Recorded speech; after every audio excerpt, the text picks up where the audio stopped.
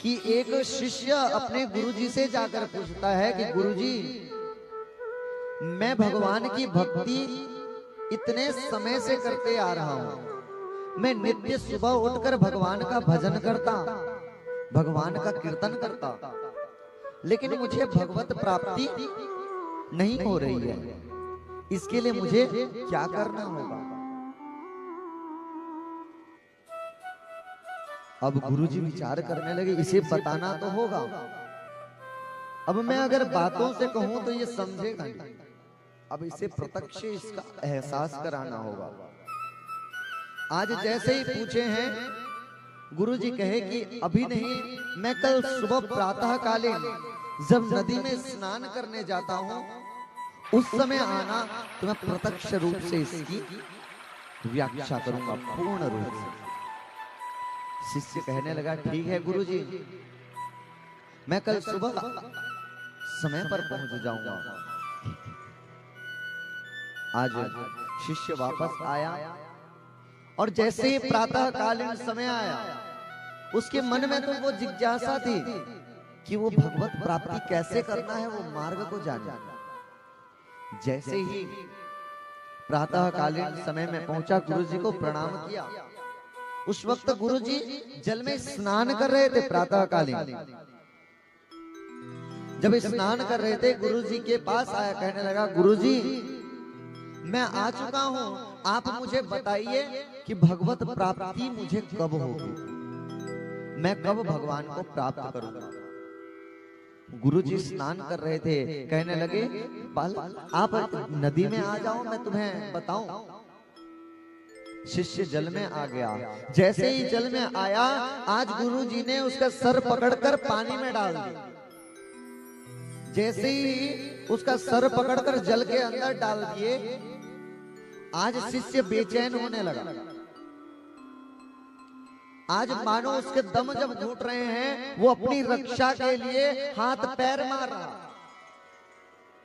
और इतनी व्याकुलता, जब कुछ समय जैसे ही बीतने लगा, आज शिष्य अपनी रक्षा के लिए गुरुजी के ऊपर हाथ पैर चला रहा है। आज मानो जब पैर फैलाता, जब हाथ फैलाता, गुरुजी के में भी लग जाती। इस प्रकार से जब व्याकुल होने लगा, गुरुजी ने जल से बाहर निकाला और कहने लगे, शिष्य कहता है, गुरुजी मैंने आपसे प्रश्न पूछा था कि भगवत प्राप्ति कैसे होगी, आप तो मुझे जल में डुबाकर मार रहे हैं।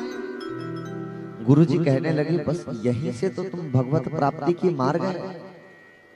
ये बात बताओ, जब तुम्हारे प्राण जाने को आए तो अपनी आत्मरक्षा के लिए कितने व्याकुल हुए? अपने प्राणों की रक्षा के लिए आज अपने हाथ पैर जब फैला रहे थे, आज आपने मुझे तक नहीं देखा। पैरों से तुमने अपने गुरुजी को तक मार दिया।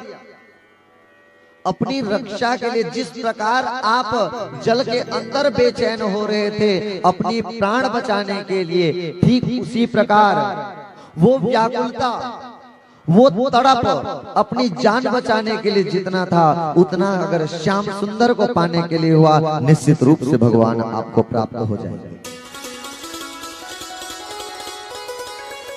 बस उतनी व्याकुलता जितनी आत्मरक्षा के लिए रहती है। उस वक्त शिष्य के रोम रोम में बस एक बात था कि मैं जल से बाहर आ जाऊं।